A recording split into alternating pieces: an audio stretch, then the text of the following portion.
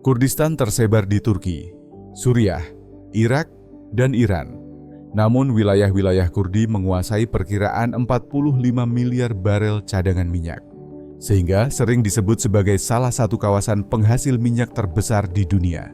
Mereka adalah bangsa yang belum memiliki negara resmi, tetapi hidup di atas cadangan energi yang bahkan melampaui banyak negara yang diakui. Sebagian besar cadangan itu berada di Irak Utara, pada area yang kerap disebut wilayah Jazirah. Selain minyak, Kurdistan juga menyimpan banyak sumber daya lain, seperti batu bara, tembaga, emas, besi, dan seng. Kurdistan sering dipahami sebagai tanah Kurdistan, yaitu tanah milik bangsa Kurdi. Orang Kurdi bukan sekadar kelompok etnis biasa. Mereka dianggap sebagai keturunan peradaban sangat tua yang menjaga identitasnya selama lebih dari 3.000 tahun. Sejumlah sejarawan menilai mereka berhubungan dengan bangsa Media, yang membangun sebuah kekaisaran pada abad ke-7 sebelum Masehi, saat banyak kekuasaan datang dan runtuh di sekeliling mereka. Ketika mereka berada di bawah Ottoman, Persia, lalu negara-negara modern, orang Kurdi tetap mempertahankan bahasa mereka, tetap menjalankan kebiasaan, dan tetap yakin pada siapa diri mereka. Bahkan pada masa Kekaisaran Ottoman, yang menguasai sebagian besar Timur Tengah sampai awal abad ke-20, banyak desa dan suku Kurdi masih memiliki pemimpin sendiri, aturan lokal, dan yang paling penting, bahasa mereka tetap hidup. Walau hidup di negara yang berbeda-beda, orang Kurdi terus menjaga adat dan ritual yang membentuk identitas budaya yang jelas. Identitas itu terlihat pada pakaian, tarian, perayaan, dan cara mereka menyambut tamu. Busana tradisional mereka mudah dikenali di acara apapun. Seringkali mereka langsung menarik perhatian. Perempuan memakai gaun panjang dengan bordir rinci, warna cerah, dan kerudung yang berkilau. Laki-laki mengenakan celana longgar, ikat kain di pinggang, serta sorban yang berbeda tergantung daerah. Warna merah dan putih banyak dijumpai di Irak, sedangkan biru tua lebih umum di Iran. Dalam keseharian, banyak yang memilih pakaian modern, tetapi saat perayaan, gaya tradisionalnya tetap sangat jelas. Soal perayaan, ada satu momen yang selalu dijaga oleh hampir setiap orang Kurdi, yaitu Nowruz, tahun baru mereka yang berlangsung setiap 21 Maret. Hari ini menandai datangnya musim semidan. Lebih dari itu, melambangkan gagasan mereka tentang kebebasan. Ada ungkapan di kalangan Kurdi yang berbunyi, tamu dikirim oleh Tuhan. Dan ini bukan hanya kata-kata, karena mereka benar-benar mempraktikannya. Jika Anda mengetuk pintu rumah Kurdi, bahkan sebagai orang asing, Anda biasanya akan diajak masuk untuk makan, minum teh, dan bila diperlukan, diberi tempat untuk bermalam. Ini bukan sekadar sopan santun. Ini adalah kewajiban yang dianggap suci. Apakah Anda ingin merasakan sambutan seperti itu? Tulis aja ya atau tidak di komentar. Di desa-desa Kurdi, sering terlihat lingkaran teh pada malam hari ketika para pria berkumpul, merokok hookah, dan membahas banyak hal dari politik sampai pertanian. Sementara para perempuan saling berbagi resep dan menjaga roda komunitas tetap berjalan. Di daerah pegunungan yang keras, ketika musim dingin berat dan lahan tani terbatas, hampir tidak ada yang dibiarkan kekurangan. Jika panen satu keluarga gagal, keluarga lain akan membantu. Semangat kebersamaan ini bukan hanya tradisi. Ini adalah cara bertahan hidup yang membuat budaya Kurdi tetap hidup selama ribuan tahun. Makanan Kurdi seperti pelajaran sejarah yang bisa dimakan. Karena orang Kurdi tinggal di Turki, Suriah, Irak, dan Iran, masakan mereka menyerap pengaruh Persia, Turki, dan Arab, tetapi tetap punya ciri khas sendiri. Ini adalah masakan yang mengenyangkan, kaya daging, biji-bijian, sayuran, yogurt, dan roti. Ambil contoh dolma. Banyak orang merasa sudah mengenal hidangan ini, tetapi dolma versi Kurdi punya karakter berbeda. Mereka mengisi daun anggur, kol atau sayuran seperti zucchini dan paprika dengan nasi, daging, serta campuran bumbu tertentu yang berubah sesuai daerah. Lalu ada biryani Kurdi, yang rasanya jauh dari versi India yang mungkin Anda kenal. Ini adalah nasi berwarna yang disajikan dengan ayam, wortel, almond, dan kismis. sehingga menghasilkan rasa yang sama sekali lain. Namun ada hal yang lebih menarik lagi.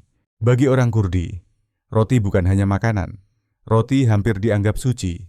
Mereka meyakini roti paling awal dalam sejarah manusia muncul di Mesopotamia, tanah leluhur mereka. Sehingga roti memiliki makna budaya yang dalam. Makan biasanya dilakukan di lantai di atas karpet yang indah, dengan semua orang duduk mengelilingi nampan bersama. Makan memakai tangan bukan hanya diterima, tetapi sering dianggap cara terbaik, dan roti menjadi alat bantu untuk menyantap makanan. Dan tentu saja, selalu ada teh. Teh hitam manis hadir dalam setiap obrolan, setiap kunjungan mendadak, dan setiap jeda di hari mereka untuk pencuci mulut. Mereka cenderung memilih rasa khas kawasan, seperti madu, kurma, kenari, pistachio, wijen, serta rempah harum seperti kapulaga dan saffron. Kudapan yang paling dikenal adalah baklava, dibuat dari lapisan adonan tipis yang diisi madu dan pistachio. Manisan ini biasanya dinikmati bersama teh hitam yang sangat manis. Pasangannya sederhana, tetapi memberi penutup yang hangat dan akrab untuk setiap hidangan. Setelah mendengar tentang makanan Kurdi, dari biryani mereka yang unik sampai dolma dan baklava berisi pistachio, bagian mana yang paling ingin Anda coba lebih dulu? Tulis di komentar. Dan kalau ini pertama kalinya kita bertemu di sini, jangan lupa berlangganan dan aktifkan notifikasi agar tidak ketinggalan konten paling menarik berikutnya. Saat banyak orang membayangkan Timur Tengah, mereka sering mengira wilayah ini seragam dalam hal agama. Tetapi Kurdistan justru mematahkan anggapan itu. Walau mayoritas orang Kurdi adalah Muslim Sunni, peta keagamaannya sangat beragam. Ada juga Kurdi Syiah, terutama di Iran dan beberapa bagian Irak. Ada kelompok bernama Yazidi yang menjalankan agama tua yang memadukan unsur Zoroastrianisme, Kristen, dan Islam. Mereka percaya pada satu Tuhan, pencipta dan 7 malaikat. Dengan yang paling utama, dikenal sebagai Malaikat Merak. Kuil suci mereka berada di Lalish, Irak Utara. Dan tempat ini termasuk lokasi spiritual penting yang mungkin jarang Anda dengar. Selain itu ada juga Kurdi Kristen, bahkan Kurdi Yahudi. Meski jumlahnya lebih kecil, banyak komunitas Kristen mengikuti gereja-gereja timur, seperti tradisi Assyria atau Ortodoks. Hal yang menarik adalah, di tengah perbedaan keyakinan ini, yang menyatukan orang Kurdi bukanlah agama. Yang menyatukan mereka adalah ikatan pada tanah mereka dan identitas budaya yang sama. Di banyak tempat agama bisa memecah, tetapi di Kurdistan, perbedaan itu menjadi salah satu lapisan yang memperkaya kehidupan budaya mereka. Dari sekian banyak bab menyakitkan dalam sejarah Kurdi, tidak ada yang terasa lebih tajam dibanding peristiwa yang terjadi di Irak pada tahun-tahun terakhir rezim Saddam Hussein. Pada 1988 pemerintah Irak meluncurkan Operasi Anfal, sebuah kampanye militer yang katanya menargetkan pemberontak. Tetapi pada kenyataannya berubah menjadi serangan sistematis terhadap warga sipil Kurdi.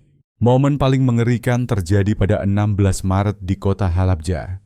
Pesawat Irak menjatuhkan senjata kimia ke wilayah penduduk. Orang-orang roboh di jalan karena tidak bisa bernapas. Mereka yang bersembunyi di ruang bawah tanah pun kehabisan napas ketika gas beracun mengendap di area rendah.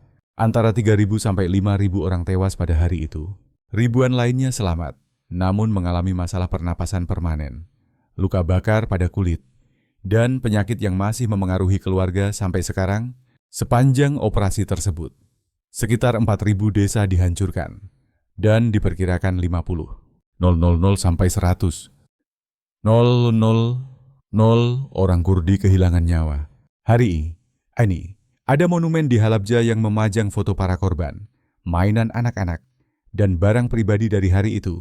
Bagi orang Kurdi, ini bukan kisah lama. Ini luka yang masih terasa. Dan inilah alasan mengapa pencarian mereka akan keamanan dan pengakuan terasa begitu mendesak. Baru setelah Perang Teluk 1991 Kurdi di Irak memperoleh tingkat otonomi tertentu, lalu membentuk pemerintah daerah Kurdistan dengan dukungan internasional. Tragedi ini mengubah cara orang Kurdi memandang posisi mereka di dunia dan hubungan mereka dengan negara-negara yang mengklaim tanah tempat mereka tinggal. Ini juga menjadi pengingat bahwa di balik keindahan budaya Kurdi, kelangsungan hidup mereka tidak pernah benar-benar terjamin. Rasa sakit akibat penindasan makin berat karena ada perasaan dikhianati, terutama oleh Amerika Serikat. Amerika mendukung kelompok Kurdi saat itu sesuai kepentingan mereka, lalu menjauh ketika kepentingan tersebut berubah. Pada masa Saddam Hussein, Amerika membantu melatih kelompok paramiliter Kurdi dan mendukung gagasan kemerdekaan Kurdi. Dalam periode yang lebih baru, Washington mendukung Kurdi Suriah sebagai kekuatan perantara melawan ISIS karena dianggap sekutu yang berguna untuk menguasai wilayah dan membangun kehadiran militer. Namun ketika Turki, sekutu NATO, memutuskan melancarkan operasi militer terhadap kelompok yang mereka sebut Organisasi Kurdi Suriah yang teroris, Amerika seringkali hanya diam dan membiarkannya terjadi.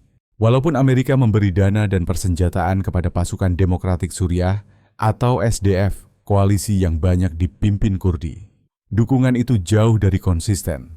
Washington mengandalkan Kurdi untuk menghadapi pasukan Presiden Suriah Bashar al-Assad dan membantu mengalahkan negara Islam, tetapi tidak mendukung keterlibatan mereka dalam perundingan damai atau upaya mereka untuk meraih otonomi yang nyata. Bahkan, Amerika disebut telah mengkhianati orang Kurdi setidaknya 8 kali dalam 100 tahun terakhir. Contoh paling dramatis terjadi pada 2019 ketika Presiden Trump mengumumkan penarikan pasukan Amerika dari Suriah, sehingga pasukan Kurdi menjadi rentan terhadap serangan Turki. Pejuang Kurdi adalah sekutu penting dalam mengalahkan ISIS. Dengan lebih dari 10,000 pejuang, mereka gugur dalam konflik itu. Namun ketika mereka membutuhkan perlindungan, mereka ditinggalkan. Seorang Kurdi mengungkapkan kepedihannya dengan mengatakan bahwa ia melihat di televisi Amerika hanya datang karena tambang yang kaya. Sementara orang-orang tak bersalah bergantung pada mereka untuk tetap hidup. Lalu ia mempertanyakan tanggung jawab dan alasan pengkhianatan itu. Perasaan dikhianati ini sangat dalam karena kejadian serupa terus berulang. Jika Anda merasa sudah memahami peran perempuan di wilayah yang mayoritas Muslim, perempuan Kurdi bisa mengubah cara pandang Anda. Memang, di daerah pedesaan tradisional Kurdistan, terutama di Turki dan Iran, kebiasaan patriarkal masih ada. Pernikahan yang diatur, peran gender yang kaku, serta kontrol keluarga atas pilihan perempuan. Namun di wilayah Kurdi lain, khususnya di Suriah Utara dan Irak, perempuan meraih kekuatan dan posisi yang sangat terlihat. Di kawasan otonom Rojava di Suriah, mereka menerapkan sistem kepemimpinan bersama, di mana setiap jabatan penting dibagi antara seorang laki-laki dan seorang perempuan. Ini bukan sekadar simbol. Ini perubahan dasar dalam cara masyarakat diatur.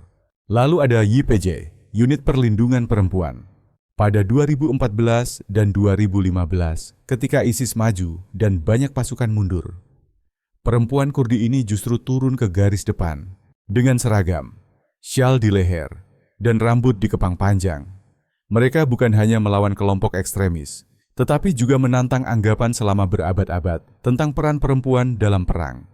Saat ISIS menyebarkan teror, terutama terhadap perempuan Yazidi, justru perempuan yang memimpin perlawanan. Slogan mereka merangkum semuanya: Jin, Jian, Azadi yang berarti perempuan, kehidupan, kebebasan. Mereka bukan sekadar tentara. Mereka menjadi simbol cara berbeda dalam mengatur masyarakat, di mana partisipasi perempuan bukan hanya diizinkan, tetapi dianggap penting. Ada hal yang sering tidak disadari banyak orang tentang Kurdistan. Menjadi orang Kurdi bisa berarti sangat berbeda tergantung negara tempat Anda tinggal. Dan perbedaan ini menunjukkan realitas rumit dari sebuah bangsa yang terpecah. Saya jelaskan secara sederhana. Di Turki, yang sering disebut Kurdistan Utara, orang Kurdi menjadi mayoritas di 13 dari 81 provinsi. Kota Kurdi terbesar adalah Diyarbakir. Tetapi bagian tragisnya adalah pada 2016 bentrokan mematikan antara pemerintah Turki dan pemberontak Kurdi menyebabkan sebagian besar kota bersejarah ini rusak parah. Pemerintah Turki menjalankan kebijakan asimilasi selama hampir 1 abad, berusaha menekan identitas dan bahasa Kurdi sejak Republik berdiri pada 1923. Situasi ini mendorong lahirnya PKK, Partai Pekerja Kurdistan, pada 1978 di bawah Abdullah Öcalan. Konflik ini telah menyebabkan puluhan ribu kematian dan masih berlanjut sampai hari ini. PKK dianggap organisasi teroris oleh Turki, Amerika, dan Uni Eropa, tetapi bagi banyak orang Kurdi, mereka adalah pejuang kebebasan. Di Iran, hubungannya lebih rumit. Ada masa kerjasama, lalu ada masa penindasan yang keras. Pada 1946 dengan dukungan Soviet, orang Kurdi sempat mendirikan Republik Mahabad di Kurdistan, Iran. Republik itu hanya bertahan 1 tahun, tetapi menjadi bukti bahwa pemerintahan mandiri Kurdi pernah mungkin terjadi. Saat ini, gerakan kemerdekaan tidak sekuat di wilayah lain. Namun masih ada organisasi yang memperjuangkan otonomi yang lebih besar. Di Irak, orang Kurdi berubah dari korban genosida di bawah Saddam Hussein menjadi wilayah otonom paling berhasil dalam sejarah Kurdi. Setelah Perang Teluk 1991, Amerika membentuk zona larangan terbang yang memberi ruang bagi Kurdi untuk membangun pemerintah daerah Kurdistan. Mereka memiliki parlemen sendiri, pasukan bersenjata sendiri yang disebut Peshmerga, dan struktur pemerintahan sendiri. Pada 2017, mereka mengadakan referendum kemerdekaan, dan mayoritas besar memilih untuk memisahkan diri dari Irak. Referendum itu tidak diakui secara internasional, namun menunjukkan kepada dunia bahwa keinginan merdeka di kalangan Kurdi nyata dan sangat kuat. Di Suriah, perang saudara yang dimulai pada 2011 membuka peluang yang tidak terduga. Partai Persatuan Demokrat membentuk wilayah otonom yang disebut Rojava di Suriah Utara. Sayap bersenjata mereka, YPG, menjadi sekutu penting Amerika dalam memerangi ISIS. Namun masa depan Rojava masih tidak pasti karena menghadapi ancaman dari pemerintah Suriah, Turki, dan kelompok bersenjata lainnya. Yang menarik adalah, meski pengalaman mereka berbeda, orang Kurdi tetap menjaga identitas bersama yang melampaui batas negara. Mereka saling mendukung lintas perbatasan, berbagi praktik budaya, dan menyimpan mimpi tentang penyatuan di masa depan. Lupakan anggapan bahwa Kurdistan hanya wilayah tertinggal atau selalu dilanda perang. Kota-kota Kurdi modern bisa mengubah pandangan Anda. Erbil, ibu kota Kurdistan, Irak, adalah kota besar yang berkembang pesat, terasa bersih, aman, dan maju dengan kecepatan luar biasa. Banyak wisatawan menjadikan Erbil sebagai titik awal untuk menjelajahi kawasan, karena kota ini menawarkan fasilitas modern sambil tetap menjaga budaya Kurdi yang asli. Di sana ada pusat perbelanjaan, hotel mewah, restoran yang menyajikan masakan internasional berdampingan dengan hidangan Kurdi tradisional, dan kehidupan malam yang tetap berjalan sampai larut. Ya, itu benar. Kurdistan punya kafe, kedai teh, bahkan beberapa klub dansa. Meski hiburan malam umumnya tetap dalam batas yang tertib dan lebih banyak muncul di kota-kota besar, suasananya damai, ramah, dan terasa cukup kosmopolitan. Namun ada hal lain yang membuat Kurdistan modern menarik. Di kota besar, seperti Erbil dan Sulaimaniyah, pengaruh Barat terlihat pada generasi muda, terutama dalam hubungan dan pergaulan sosial. Masyarakat Kurdi tradisional biasanya lebih menyukai pernikahan yang diatur dan menganggap hubungan pacaran tidak pantas. Tetapi anak muda di kota semakin sering mengadopsi cara pandang yang lebih bebas. Ini menciptakan ketegangan budaya antara tradisi dan modernitas. Dan setiap keluarga serta wilayah bisa meresponsnya dengan cara yang berbeda. Perekonomiannya juga lebih beragam daripada yang banyak orang kira. Minyak memang penting, tetapi ada juga pertanian, pariwisata, dan sektor teknologi yang mulai tumbuh. Para wirausaha Kurdi membuka bisnis. Anak muda menempuh pendidikan universitas. Dan ada rasa optimisme tentang masa depan meski situasi politik tetap tidak pasti. Salah satu hal paling mengejutkan dari Kurdistan modern adalah toleransi beragam keyakinan. Komunitas Yazidi yang jumlahnya lebih dari 500.000 orang menjaga tradisi kuno mereka berdampingan dengan komunitas Muslim, Kristen, dan kelompok lain. Tempat paling suci bagi mereka adalah Lalish, lokasi makam pemimpin spiritual mereka.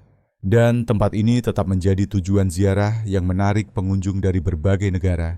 Menariknya, Israel disebut sebagai satu-satunya negara yang secara terbuka mendukung kemerdekaan Kurdi.